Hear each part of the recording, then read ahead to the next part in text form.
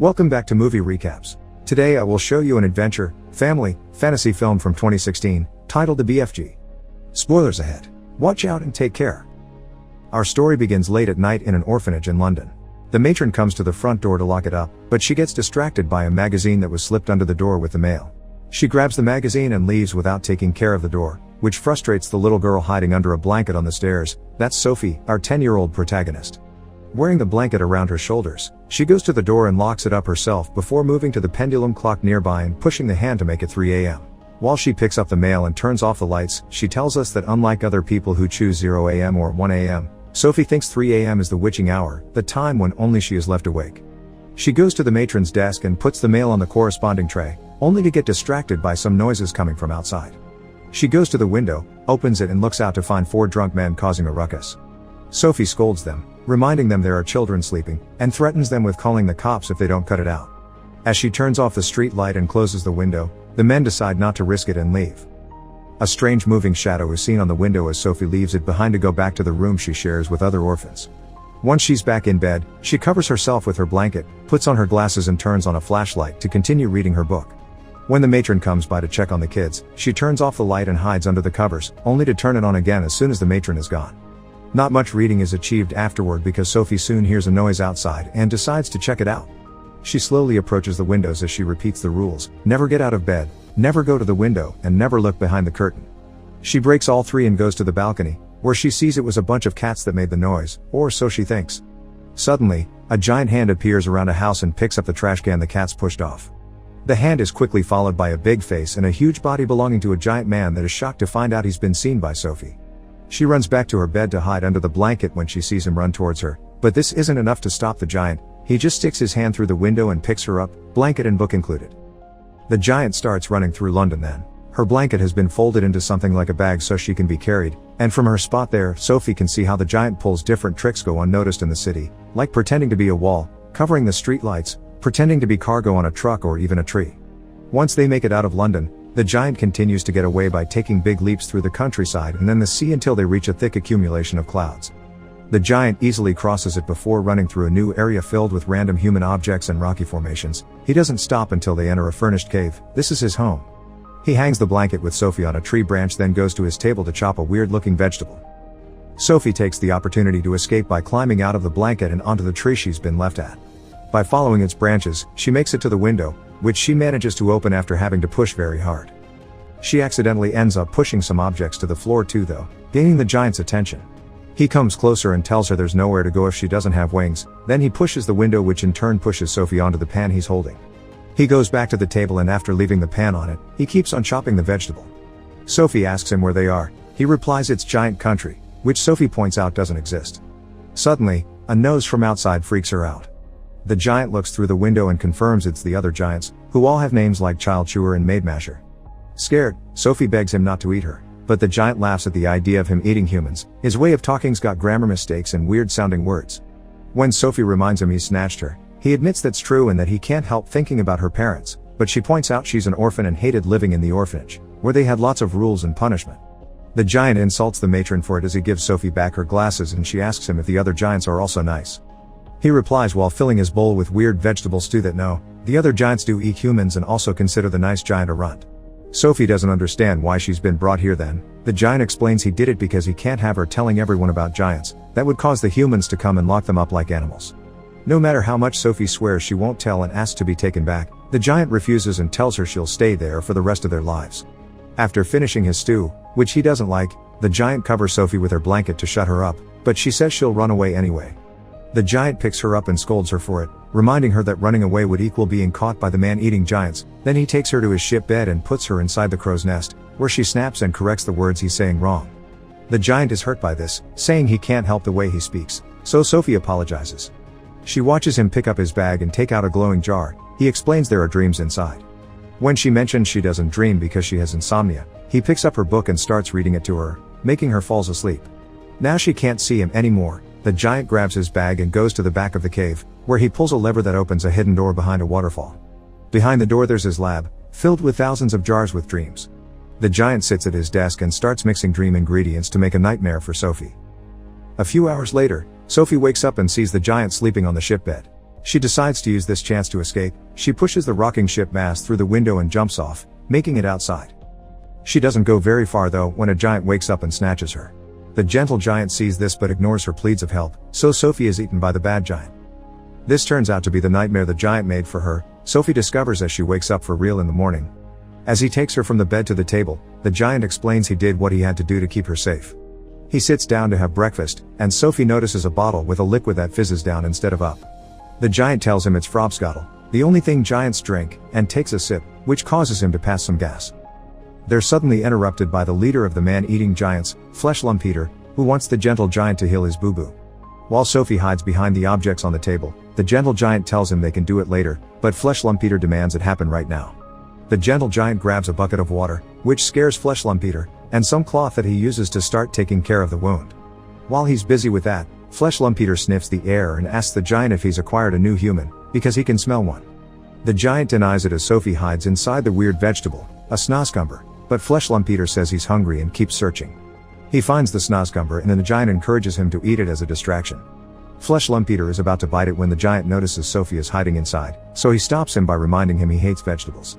This makes Flesh Lump Eater drop the snozzcumber, so he grabs the bottle of frobscottle instead and leaves after telling the gentle giant that he's an insult to giant people.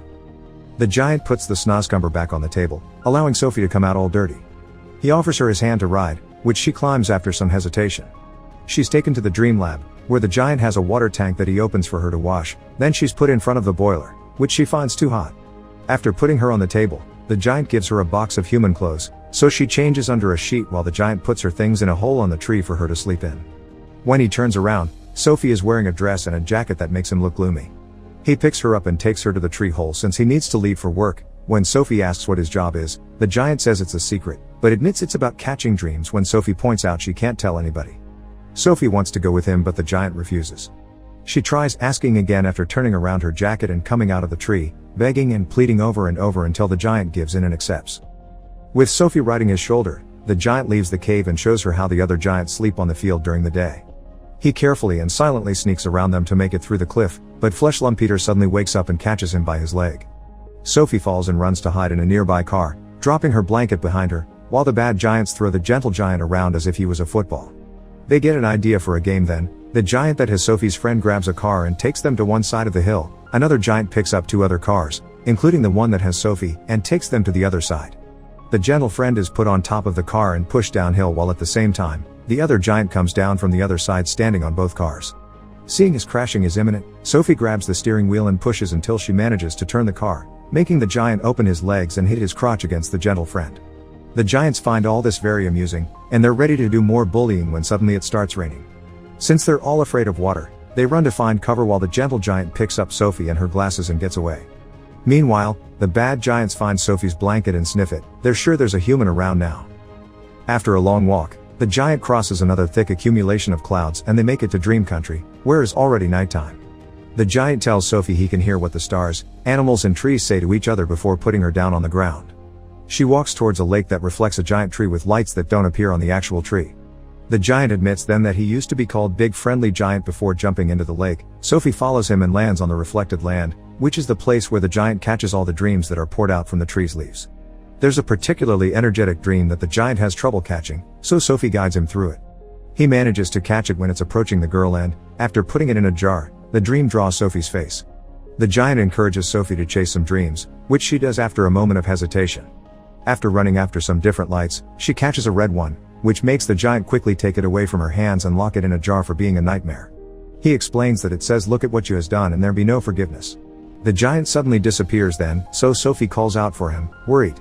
But it turns out he's just left the lake, and he's now pulling her out as well. As they make their way back, Sophie decides she'll shorten his name and start calling him BFG. A few hours later, they arrive at London, where BFG uses his dream trumpet to spread dreams among sleeping children. While working, he tells Sophie he's as old as Earth itself and that he can hear children's hearts, including hers. After watching a kid dream about the American president, they leave London, but suddenly have to stop and hide when they hear the man-eating giants return from the city as well. They had been snatching and eating humans. After they're gone, BFG asks Sophie about her blanket, and she says she left it on Giant Country, which worries BFG. We suddenly cut to a sleeping Sophie, who wakes up in front of the orphanage. She thinks she's dreaming, But she isn't. BFG appears at the end of the street and explains the other giants will know about her because she dropped her blanket, so he must leave her there. Sophie won't accept it, so BFG tells her about a boy that used to live with him and he couldn't save from the giant's hunger. This doesn't scare Sophie, but BFG leaves anyway. Sophie goes back to her bed in the orphanage and remembers BFG told her he can hear everything, so she goes out to the balcony and jumps, knowing he's still around. She's correct, BFG saves her before she reaches the ground and decides to take her with him. Flesh Lumpeter sees them when they make it back to Giant Country. Once inside the Dream Lab, they're trying to think of a plan when suddenly the bad giants barge in and start destroying everything as they hunt for Sophie, who is hiding in her tree hole.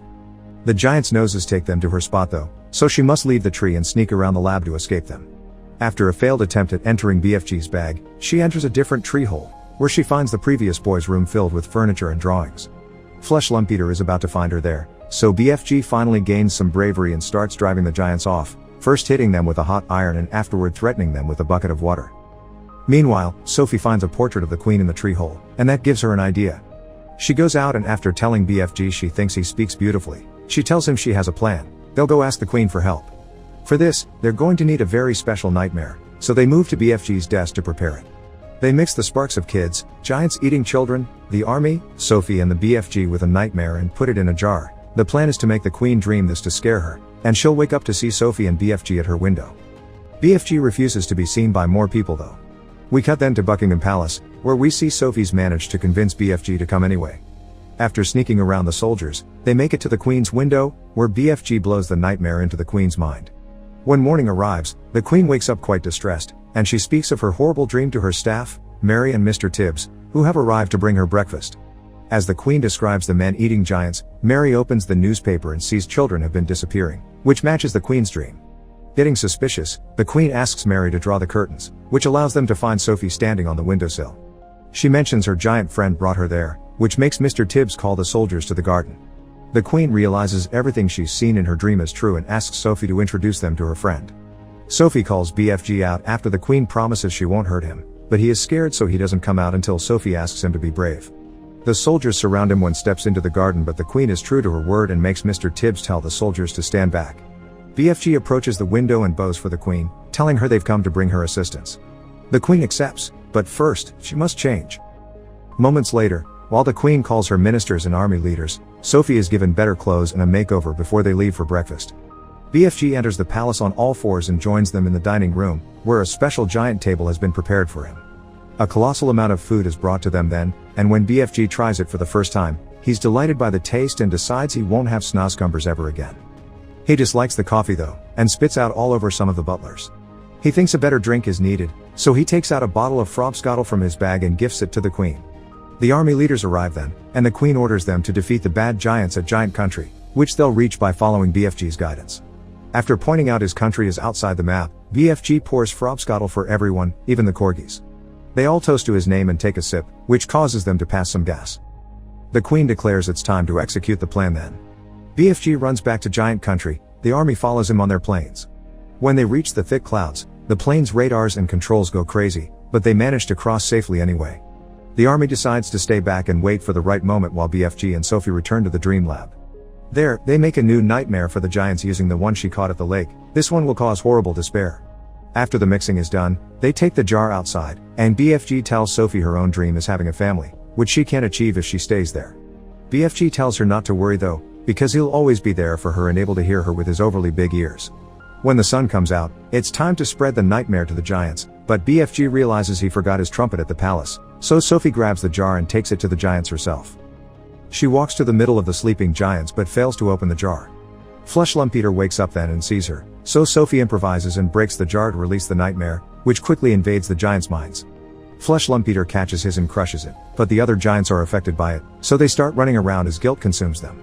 Getting angry, Flesh Lumpeter tries to snatch Sophie, but BFG jumps in to defend her. Flesh Lumpeter picks him up and is about to punch him when his arm is suddenly grabbed by some wire. The planes are finally here. Sophie runs around the field to avoid being hit as the army descends on them, capturing all the giants with wires and nets. BFG comes to pick her up to keep her safe, and together they watch the planes fly away, carrying the giants with them. They are taken to an isolated island they can't escape, and the only food they're left with is the disgusting snozcumber and its seeds. Meanwhile, Sophie returns to London, where she moves to Buckingham Palace to live with Mary, Mr. Tibbs and the Queen's corgis. The movie ends with Sophie waking up one morning and telling us about the dream she had of BFG living happily in his country with new, better tasting vegetables to grow in his garden.